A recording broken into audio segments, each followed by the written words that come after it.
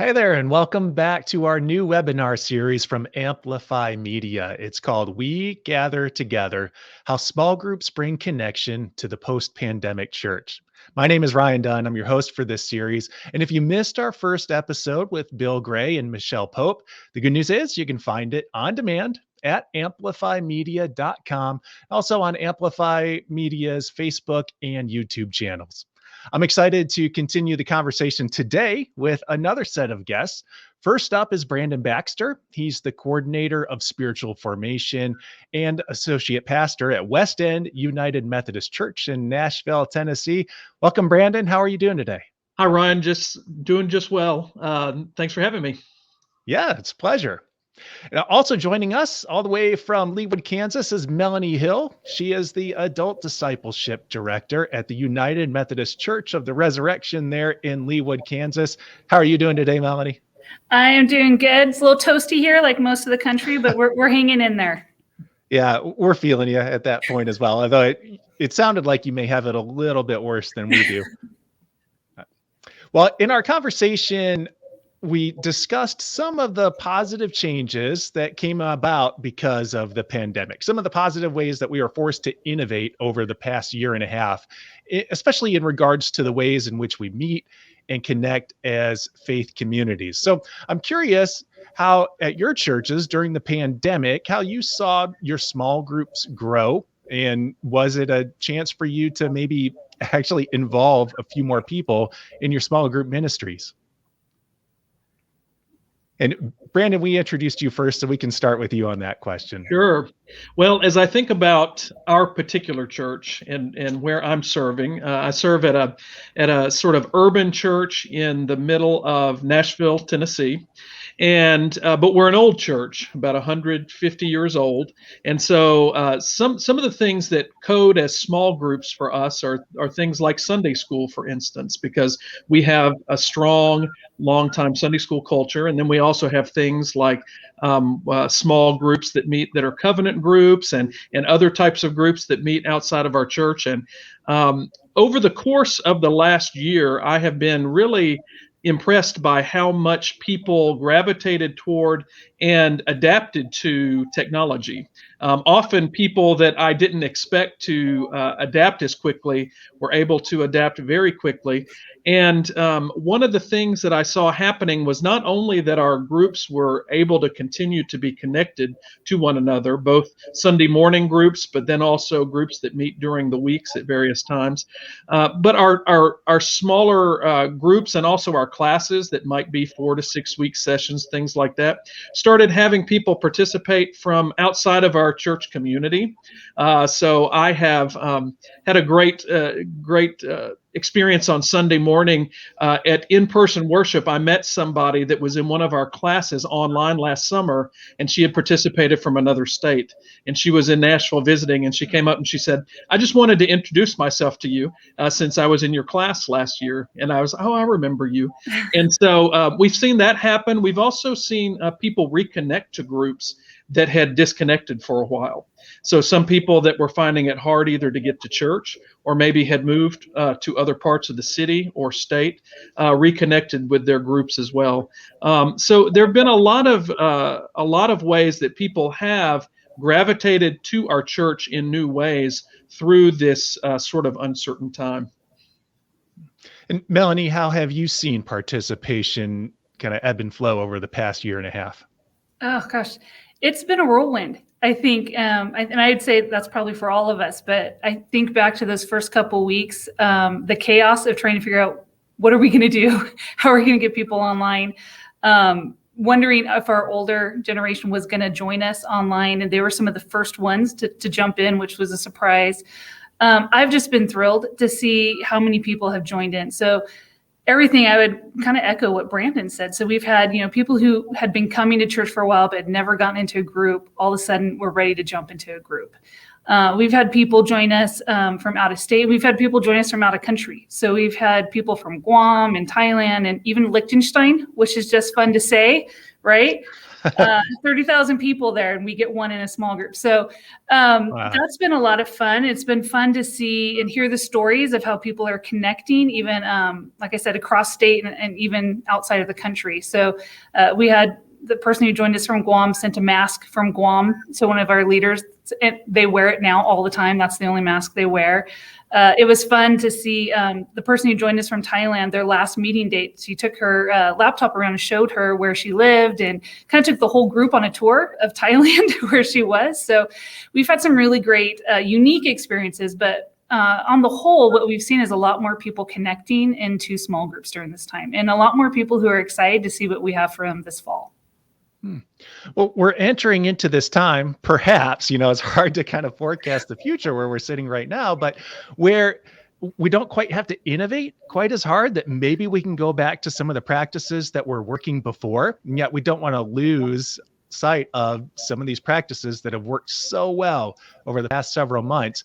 So moving forward, as the church begins to meet in person, how do you see churches using small groups to strengthen the connections between congregants and then to energize their church? All right, I'm going to go first this time then. Please. All right. So, I think we all know that for a long time, small groups have been a great format for us to get people connected into church. Small groups give us that opportunity for people to really build authentic community with each other while also growing spiritually. Here at Resurrection, we're a multi-site church, and so this is what makes the big church feel small. I've been a part of small groups since I was a kid in youth group. So small groups have always been a part of my life, and I know the value of them firsthand. But we've always struggled too to convey the value to our people of jumping into those, of taking the time, of prioritizing a small group time, especially in our culture today when people they fill up their schedules faster than we can do. And so COVID gave us the unexpected gift of people didn't have full calendars anymore. And so they were able to take a step into a small group where maybe they wouldn't have before, because they had soccer and they had piano and dance and they had whatever they had on their schedule. All of a sudden those things were gone and they had the time to step into a small group. So what I've heard, a lot of the stories I've heard from people who joined us during that time are, man, I'm so glad I jumped in. I wish I hadn't waited till then. I wish I'd been in a group before, and I'm excited for, what we're doing next. And so I think we're going to see a lot of that. And we've heard lots of stories, and I'm guessing most of us working at churches have heard those stories from folks of this was just a really important time for us to have connection, where many of us were feeling isolated and feeling kind of on our own in what was going on. This was an opportunity to connect with other people in a really meaningful way, not just to chat, but to really build relationship and to really grow spiritually and to challenge each other. One of the areas we've seen in our small groups that have grown the most over this last year is really how they've been praying for each other. We've always expected prayer to be a part of what we do in small groups, but I've had a lot of people say that was so important. I was going through, a job loss during COVID, or I was going through a parent who was sick, or a parent I couldn't see, or my kids were home and I was homeschooling them and I just really needed prayer. That was mine, but other people probably had others. And that was an important and exciting place to see that we were growing in our small groups too. Mm-hmm. And I think, Melanie, you mentioned sort of the shift in priorities last year and how people had more space and time. And I'm thinking about that a lot as we come out of this time. I think this next year is still going to be very uncertain. Yeah. But as people start to add to their calendars again and whatnot, what have we both learned, and also how can we help people find ways to connect that fit better with their lifestyles in a way that's still authentic and in a way that still encourages depth of spirituality. And I think that's a difficult thing to figure out sometimes. But I do think that this time of experimentation has made a lot of us more comfortable with thinking that maybe that can happen in more ways than we thought was possible before. Yeah. Mm-hmm. Well, in our last episode, Bill Gray and Michelle Pope, they discussed some of the things that church leaders should be doing to prepare for the next season, such as recruiting small group leaders and what that looks like right now, and then budgeting for digital resources. So what advice might you have to offer for leaders as they plan for their small groups this fall? Well, I think definitely budgeting for digital resources is a good plan. Also, I know I'm working with a lot of my leaders on learning how to use new things that we have at our church that we didn't have before. Our church has, I kind of saw in the middle of last year that things were not going to go back to quite like they were before. I don't know if we will always be in hybrid formats for all of our meetings and groups. I think some of our groups will come back on site and just be on site groups. I think some of our groups may stay off site and do things digitally now. But we did want to also have the ability for our leaders to know how to use and have access to technologies that would allow them to connect in all the ways that they now know that they can do.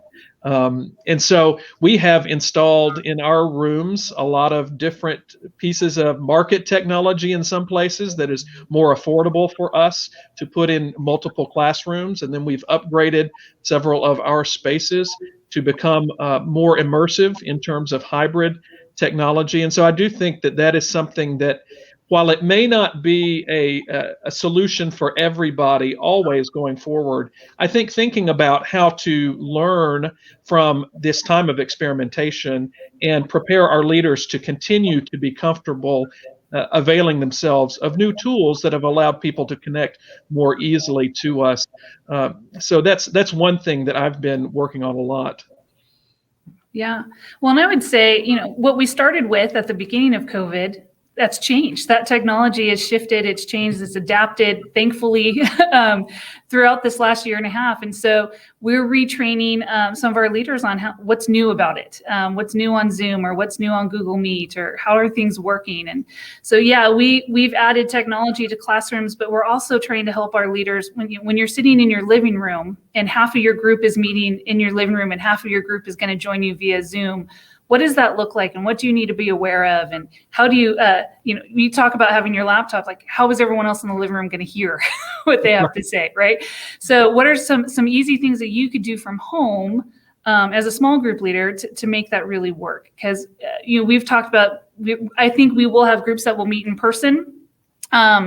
Some outside until the weather doesn't allow us to do so, and then some will meet inside during that time. And then we'll have groups that continue to meet online. We launched new groups during this time that they're never meant to be groups that meet in person. They literally have group members from 12 different states in one group. So they're never going to get together probably in person. But then what we have a lot of is that hybrid, that in between of where we've got, this happened in my own small group that my husband and I lead. It's a couples group. And during our time, one of the couples moved to Minnesota. And since we were meeting online, it was just still natural to meet with them.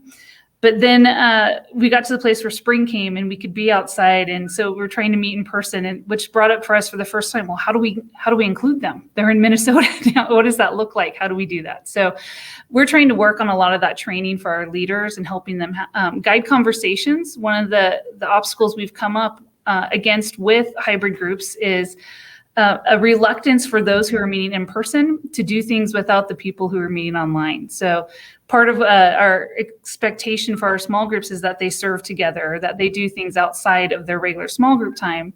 And what I keep hearing from leaders is, well, we feel guilty doing that because we can't include, these 5 people because they're online. They're not going to be able to do that with us. So how do we encourage them to continue to live fully into those areas of serving together, of worshiping together, of even just socializing together outside of group time without in-person guilt, I guess is what we'll call it now.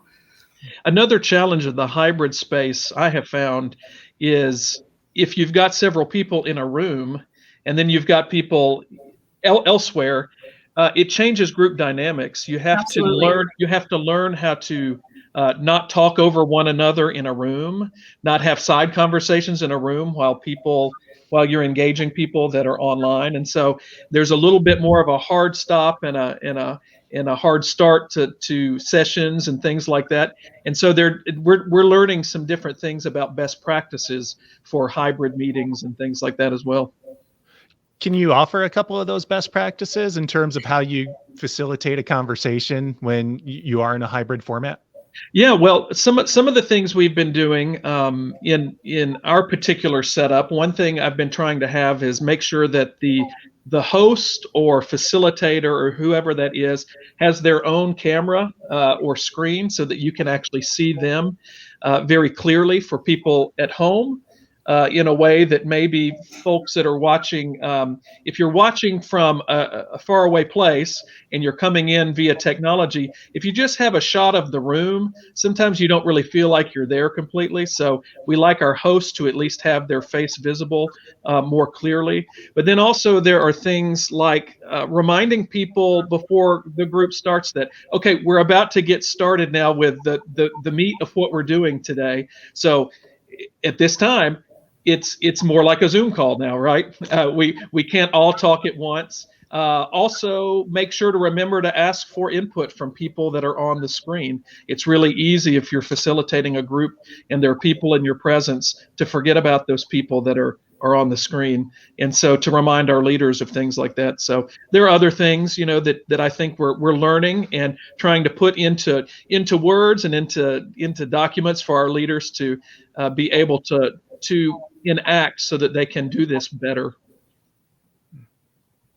Yeah, I would agree with all of those. I know this summer we've spent a lot of time working on best practices for those groups that are meeting in person, best practices for those who are meeting online only, and then best practices for those who are meeting in some kind of combined format, some kind of hybrid format. And so we're learning new things. As we continue to put together curriculum for our small groups, we're now incorporating, those tips into whatever format you find yourself leading in, that you've got some ideas, some training there. And so in the past, we would only think about that for groups that were meeting in person. So this has really kind of opened up the training that we offer to our leaders, and just really what does that experience look like? So how do you make it still feel warm and inviting and personal when you've got maybe a split screen with some people on screen and some people who are in the room? And how do you make, really, I think it's that focus on how do you make those who aren't physically with you still feel like they're a part of the group? Because that's the trend, is for them to feel like, oh, I feel like I'm on the outside. So how do you make them feel like they're still a really important part of the group? We talked about flexibility before we kind of came on camera, and just the need to help lead people through flexibility. Have y'all developed any kind of systems for coaching people, especially leaders, on how to be flexible? Well, I think thankfully this past year has been probably the best coach we could ever have, right? Okay. The unwanted coach, I guess we would say, but that's become a part of every aspect of our life. So if you're a parent with kids, you just learned how to become flexible this year. If you're working someplace, you learned how to become flexible. So thankfully that's a common theme that most people are now living into. Even some of my volunteers who are usually the most grumpy about change have just kind of gone with it, which has been great. So, but really just that sense of, everyone wants to right now believe that we're coming into fall and everything's kind of going to go back to where it was, and we're going to be able to be in person and not wear masks. And I don't know that that's going to be the case. So I know as of today here in Kansas City, we're going back to mask mandates. And so we'll have to figure out what that looks like in our groups. And with climbing numbers with this new variant, we have people who were thinking they were going to come back and now are thinking, well, I might just stay home for a little bit longer. And so we're going to have to be flexible with that. And we need our leaders to be flexible, because they need to be able to lead that change with their groups. That's going to be really key for them. Mm-hmm. Yeah, and I think I've spent a lot more one-on-one time talking to leaders this year.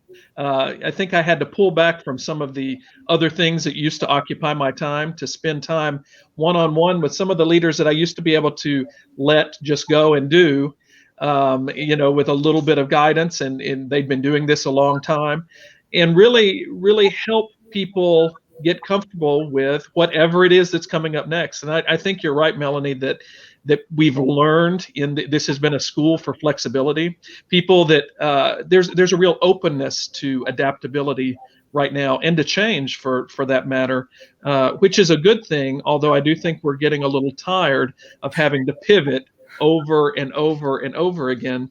And yet I think that's where, if we've ever had to learn how to be a people of grace, this has been the time where we hold each other carefully in these moments, and we act as best as we can in each given moment to do the best job we can do, and give our lay leaders a lot of slack, give our pastors a lot of leeway and space to experiment and see what's going to work, because we just don't know, and it is going to continue to change. And I think I said before this conversation started that I think this year in many ways for churches is going to be as difficult, if not more difficult, than last year, because last year we largely went into shutdown mode in terms of meeting in person, and we had a lot more. We knew we were going to be online and things like that. This year, we don't know. We're gonna try to start things, and they may have to shift to other formats as we go, and that's going to be the name of the game for a while. It may be the case where it's left to the discretion of the local leaders quite a bit on what is required for a safe gathering. Has either Church of the Resurrection or West End United Methodist developed some guidelines for when groups can meet and when they cannot? I can speak for our church. Has had an advisory team that's been together all along, made up of members of our church that are many of them are part of the medical community. Some of them come from other walks of life in terms of public health and that kind of thing. And so we have been in constant communication with them. And there, of course, over the last year, we've had very specific protocols in place at different times, and they have changed over time.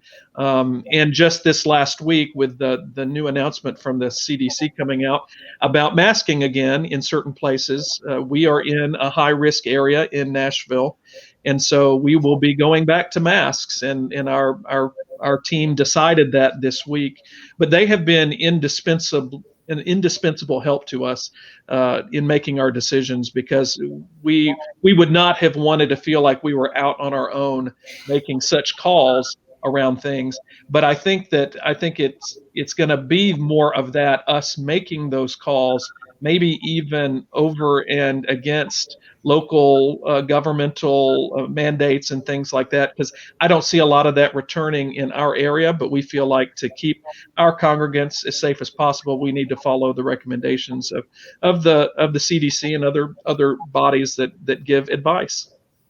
Yeah, absolutely. And very similar here at Church of Resurrection, we've had a committee that has followed very closely what's happening in each of our cities, where, as I mentioned, we're a multi-site church. So we have some of us are in Missouri and some of us are in Kansas. And so different standards in each one. And so having a group of people who's committed and dedicated to keeping track and seeing what's going on. And I know we've tried to be really transparent with our congregation on where we're at and what we're thinking and why we're asking you to do certain things. I think we'll be back in that place again. So we have, as I mentioned, 2 of our campuses will have masks required this weekend, and the other 3 will be recommended because they're in different cities, different places. So trying to be flexible with that and trying to give a lot of grace. We understand this is also a heated topic for a lot of our people, and we've got people who feel strongly on both ends of the spectrum. So what we're trying to communicate with them is, let's give grace to each other. It's okay to be where you're at, to feel how you feel about it, but this is what we're going to ask you to do when we're together. And clear communication, Absolutely. Just like you said, over and over again. Well, it sounds like groups are going to meet in one way, shape, or form this fall, regardless. What kind of resources are you offering your group leaders or your groups? Well, as I mentioned, one of the things we're really working on is trying to keep in mind all different kinds of groups. So in the past, we would have just focused on in-person stuff. So we would have created curriculum with tips and stuff for leaders who are meeting in person. But one of the things we started focusing on already this year is just what we have to offer to online leaders, and how does that differ for leaders who are leading in person. And one of the things that we realized pretty quickly was that for those groups that meet in person, there's a lot of relationship building that happens not during your small group meeting. It happens in the conversations that happen before you start that meeting and the conversations that happen after. When you're in person, you can have a side conversation. When you're online, you can't really do that. And so that has made building relationships happen a lot quicker when we're in person. When we're online, those things can still happen. We've seen them happen this year. But what we're trying to communicate and train those leaders on are how do you be intentional about creating relationships? So when you're on an online meeting, it has a start, and that's when everyone logs in, and then you log off when you're done at the end. So how do you have those conversations in the margins or before and after? And so we're encouraging them to have some structured times where they can just get together and play a game online, or have an opportunity to watch a movie online together, or whatever that might be. At Christmas, we asked them to give tours of their favorite Christmas spots in their city, wherever they were at. And so trying to help them be more intentional to build that relationship with each person in the group so that they really get into that dynamic. That's one of the things we're working with our online leaders. With our hybrid, we're going back to some of those same things of tips and hey, don't forget about the people on the screen is the big one right now. Yeah. And I'm glad you mentioned your groups playing games and things like that. I think just right now, providing opportunities and also maybe even suggestions for ways we can play together. I mean, we need some time to just be right now. I know that last year when we started planning a lot of the things that we did going into the fall, at first we kept doing some of the same things that we had planned, but we were doing them online, and people were like, we just need space right now. We need some downtime too. We need some space to relax and be with one another. And I think doing that too, helping groups know some ways they can play together online, offline, to be in a space that is building that community is really important right now. I really think that is probably as important as anything right now, that people feel connected and feel like they have a place to relax and be with one another in the presence of God. Mm-hmm. Do you see that as being maybe a permanent addition to a small group curriculum per se? Yeah, I think it is. I think, I know at Resurrection, our goal for our small groups is kind of twofold. It's to build authentic community and to grow spiritually together. And so we want those two things to be happening at the same time. And in order to do that, you have to make space to build relationships. So those things happen a lot more naturally when you're in person. And so I think online groups aren't going away. We're going to continue to have online small groups and to some degree hybrid groups when we need to have those. So that's not going away. So we need to make sure that we're equipping them well to move into that, because it's just a new reality for us. So I have heard some churches say, oh, we're going to get back to it's all just going to be in person, and we're going to be done with that all that Zoom, because we have Zoom fatigue now. But I think that's a false assumption. I don't think that's going anywhere. And in fact, I think you'll be missing a huge ministry field if you drop it at the end of COVID. I absolutely agree with you. I don't think, if anything, I think that the pandemic has pushed us ahead 10 years to where we might have been headed anyway, right? To this more technological aspect of also gathering and being together. It's not going to be the everything, hopefully, like it has become for us in the past year in many ways, but it's going to be a part of our future lives together for the foreseeable future. Mm-hmm. So some of the play may stay, some of the whimsicalness may stay. It sounds like the Zoom is going to stay, or at least, some kind of online connective feature like Zoom, whether it's that product or not. Are there other things that have developed over the past year and a half that you feel like are going to be a permanent part of what you're doing in small groups? I think one of the things that we're trying to develop, and this is still a question we have and we're trying to figure out the answer to it, is, as I mentioned, one of the expectations for our small groups is that they find a way to serve together as a small group community.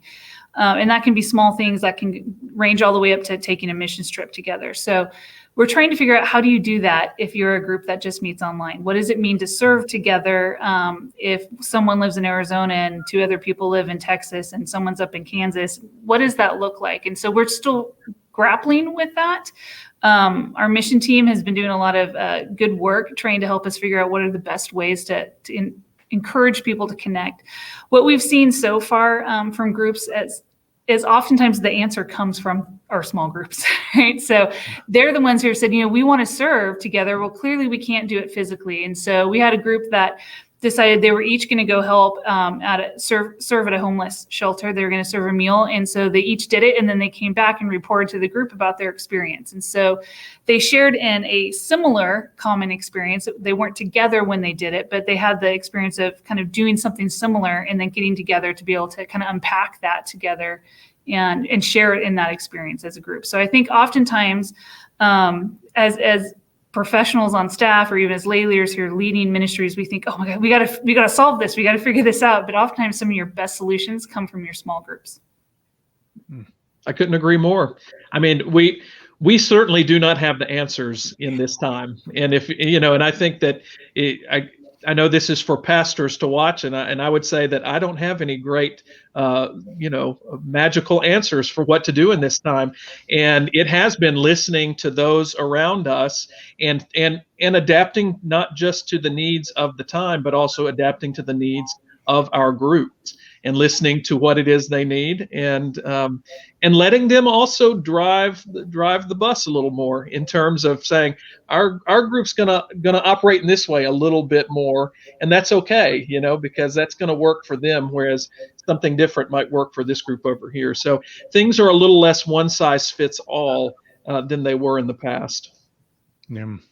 There's value in the past year that we've grabbed onto a feeling of experimentation. For so long, there's been a push for excellence, and that is good. I feel like now we've grabbed onto a push for excellence and experimentation, which has really been a healthy thing for us, our church in moving forward.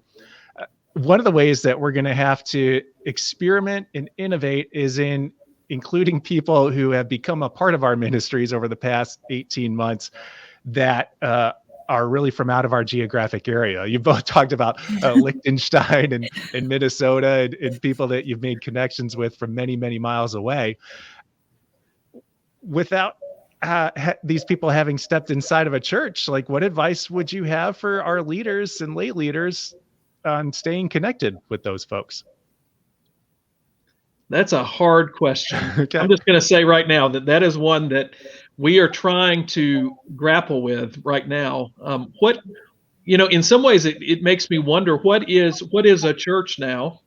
What is a small group now?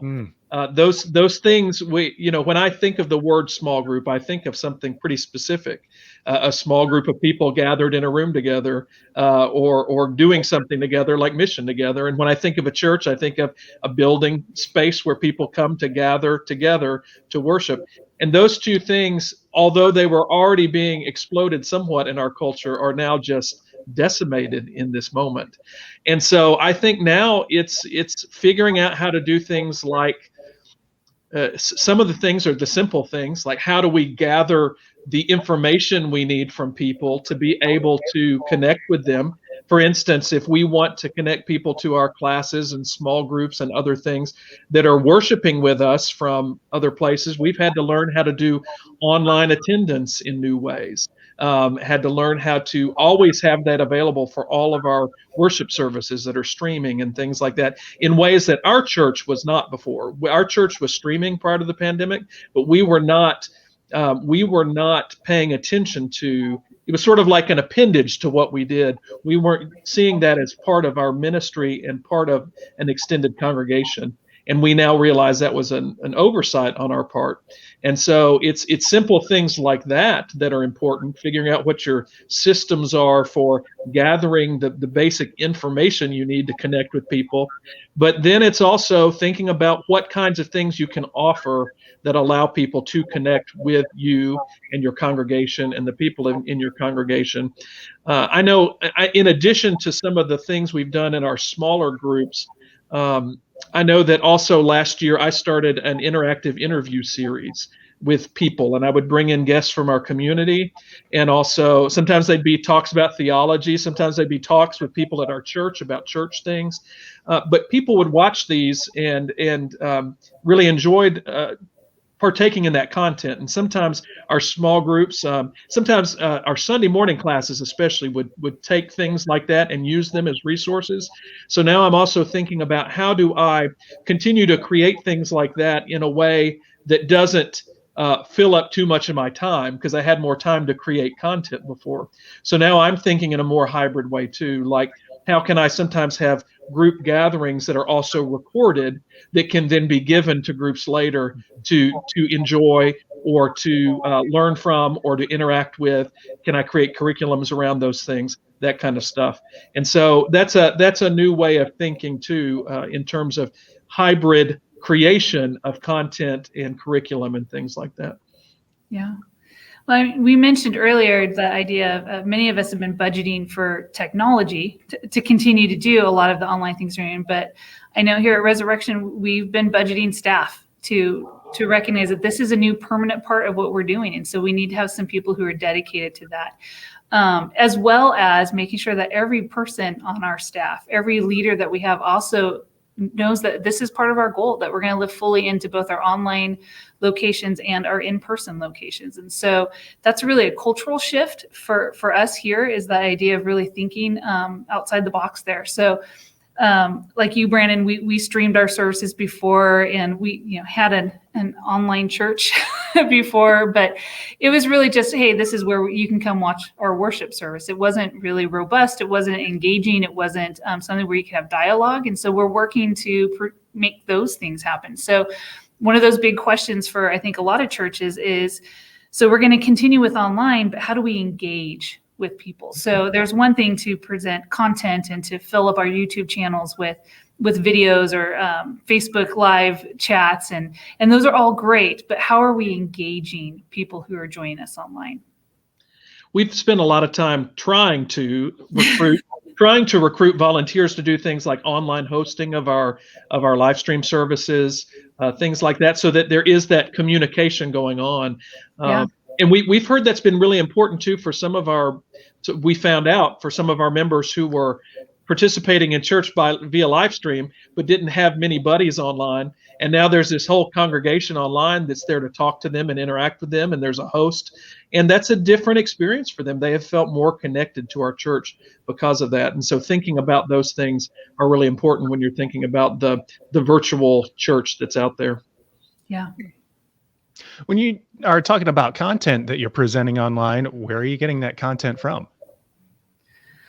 Well, some of our content is coming from worship services, so we're adding that up on our channels, which a lot of people are doing right now. But we've also, over COVID, during the time of COVID, we developed a couple different classes that we thought were really engaging for folks. So one of those was centered around, it's called the Beloved Community, which was really centered around some of the issues of racism and what was happening a lot this summer. And so having conversation around that. And so we developed, to begin with, it's meant to be a 4-week class, and it has just continued on and on and on because people are interested in having dialogue on this social justice issue. So we've got classes that we've been adding up on YouTube, places for people to join us then. So to come and listen to content and then join us in a Zoom room for discussion with breakout rooms so that they can be engaged and have conversation. And there's a monitor in there, or some of our pastors are joining in online for those conversations. But we're trying to find what are the new ways that we do that. One of the things during COVID, Adam started doing Vespers on Facebook Live. So maybe some of you have tuned in for those on Tuesday nights. And so I remember watching the first one. I'm like, oh, this is going to be a mess. But Adam figured it out really fast, and it's been growing, and it's been a great way for people to engage. And I think people look forward to it now. And so we're trying to figure out what are those ways that we are not only just presenting great content for people to view, but really taking it to the next step. How are people going to be able to engage? How are we really helping foster transformation in their lives? And so, the technical part, I think we figure out. That's the place where I'm calling my high school son going, hey, make this work for me because I can't figure it out. But really, for me, the bigger question is, how are we creating opportunities for transformation in people's lives? How are we engaging with them fully so that it's not just people viewing what we're creating, but they're really engaging with that? How do they have opportunities to talk with other people about what they just heard? So those are the things that we're really kind of trying to live more fully into this fall. Mm-hmm. Well, that reminds me too. You were talking about your groups on racial justice that have been so engaging, and people have wanted to stay with that conversation. We One of the things that I have found that's been great about this time is that I've realized I can get people to come and present on things, people that know a lot about stuff and can help us start our conversations in a much easier way than I used to think I could. So, for instance, we did a series called March Towards Freedom that was also focused on liberations, on theologies of liberation and racial justice this last spring. And I was able to bring in some speakers and presenters that provided some of our content from places like Yale University, Divinity School, and I was able to pay her $100 to come and present to us for an hour, whereas in the past that would have cost me thousands and thousands of dollars to do.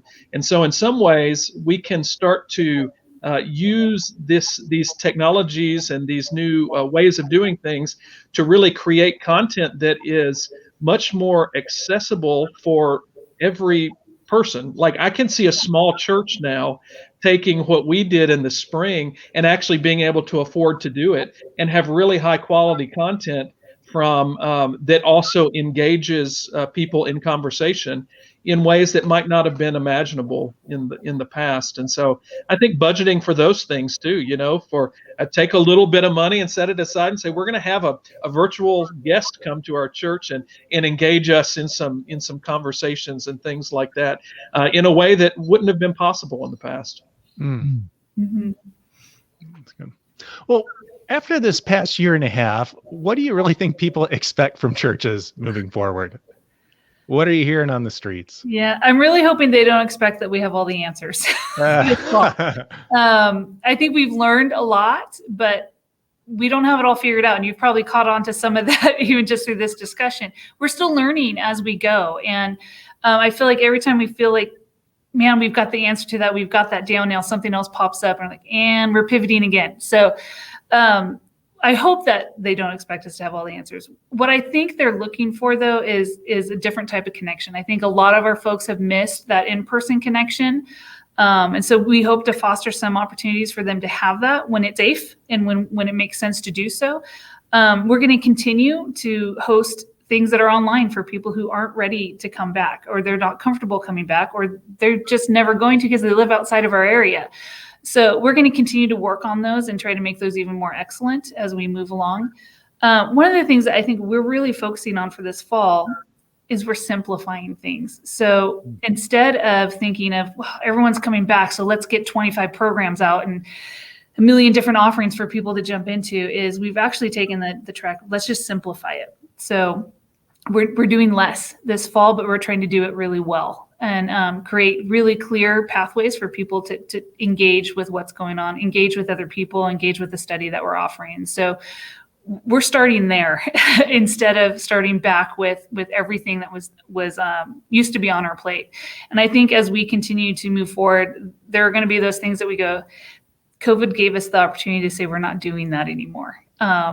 Which is going to be really good. And I'm looking forward to take advantage of that. But really what makes sense to bring back? And for us, one of those big focuses is small groups. So how are we creating opportunities for people to connect with each other for spiritual formation? That's really key for us. So really letting go of some of the other things that people may be expecting us to bring back, but we're going to say we're going to wait on that. We're going to simplify what we're doing right now and really just focus on connection. I like that idea of simplifying, because that's so important right now. You just cannot do it all. And people don't really have the capacity right now, I don't think, to do it all anyway. And so really prioritizing what it is that your church can offer that is going to be most spiritually fulfilling and invite people into relationships with one another and God in these moments. And just like you said, you said you hope people aren't expecting us to have all the answers. The thing that I hope people don't expect is a return to normal. Yeah. There's no going back to what was before. So we're only going to have new normal and maybe new normals We may have many new normals in the coming months and years. And I know some people aren't comfortable hearing that. Some people say, "Oh, well, no, that's just we can go back." But I don't think we want to go back. I think it's time to reassess and to evaluate who we are and who we want to be in the future post pandemic. And so I really hope that people are not expecting a return to normal, because I don't think they're going to get it anyway, but they're certainly not going to get it from our church. I don't know about Melanie's church, but I think we'll be doing things differently here. Yeah. Yeah, no, that's the messaging at Resurrection as well. Things are going to be different. It's not going to be, we're not going back to where we were. We're going to be moving forward. And are you fine? How is that message being perceived or received? Well, we're just starting. It's just getting out there. We were just getting back to our big fall kickoff will be August 15th. And so we're just getting to the place where we're going to be sending out promotion and we're talking with folks. But we've already started conversations with some of our leaders. So in discipleship for us, we are focusing on one church study for the fall. We're going to do a 6-week study on Romans. And so that's what the sermon series on. That's when you come midweek to our programming, you're going to be engaging with the book of Romans. And so we're not offering 15 other classes like we normally would. We'd have kind of usually a robust lineup of all these different classes. We're only offering the one. And our goal is to have a clear pathway for people to come in and to engage and to focus our time on doing that well. I think a lot of churches and a lot of church staffs are also still coming into this fall fatigued from all the work we've been doing this last year. And so for our staff, I think to be able to take a step back and say, we're just going to really focus on doing this well right now. It's kind of life-giving for our staff, but I think it's going to be for our congregation too, to give them a clear pathway for connection as we move forward. Now, other things, they might start to come back, other classes, we may add those back in, but we're going to start with a simplified schedule. Yeah, and for a church like ours, I mentioned at the beginning that we kind of have an old school Sunday school model, right? For some of our groups, and some churches out there can probably identify with that sort of and so our Sunday morning classes often do their own things or do different things. So they sort of program themselves along with my help. And so one of the things I'm doing in this time is I'm taking a step back, I think, from a lot of the other things I would normally offer to give those groups more of my attention, because in the past I didn't have to give those groups that much attention. They came to me if they needed guidance, and then otherwise they led themselves, and then I could work on other types of small groups that we have that meet during the week, and I could work on short-term classes and things like that. And right now I'm having to put more energy and time into those Sunday morning groups that in the past were much more self-sustainable. And so thinking about just even my own schedule and my own capacity for what I can do, and then also for what our church can do right now, is, like you said, Melanie, very life-giving. Well, I hope that good feeling of feeling refreshed, feeling life coming back to you continues as we move into the fall. Certainly, I appreciate the life that you've offered for us in this time, and just sharing your thoughts and kind of sharing your worries for the future as well.